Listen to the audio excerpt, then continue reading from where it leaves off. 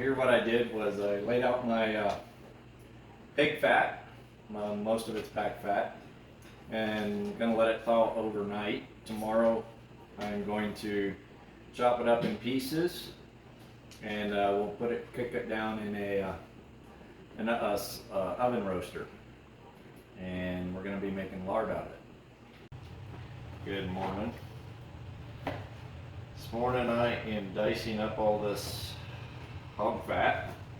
A lot of it's back fat, some of it's kidney fat, and it's actually nicer if you can get your butcher to maybe grind it down, but I didn't do that, so I'm dicing it up. And the smaller you cut it, the faster it's going to cook. I've got quite a bit to dice up here, so I'm not going maybe as small as I would sometimes.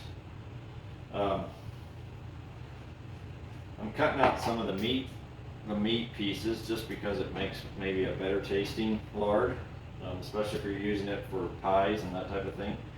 For regular cooking, have a little bit of meat flavor in there isn't bad at all. So yeah, we're going to fill up this roaster and get it cooking.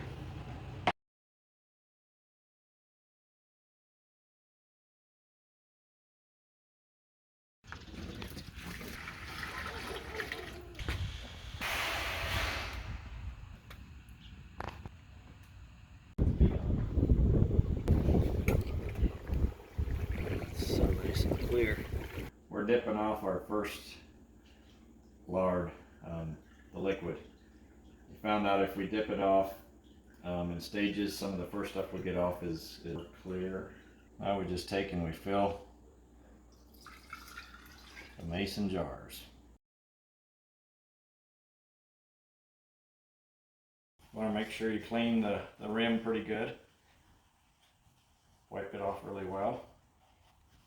Get the grease off and wipe it down.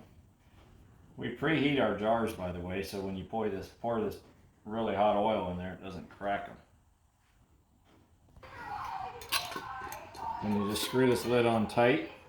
It will probably seal, but you really need to can these if you want them to not spoil on you. We put ours in the freezer. We leave it down just a little bit and put it in the freezer.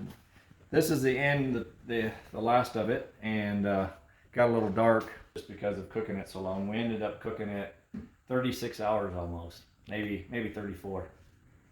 So we cooked the whole roast for about 34 hours.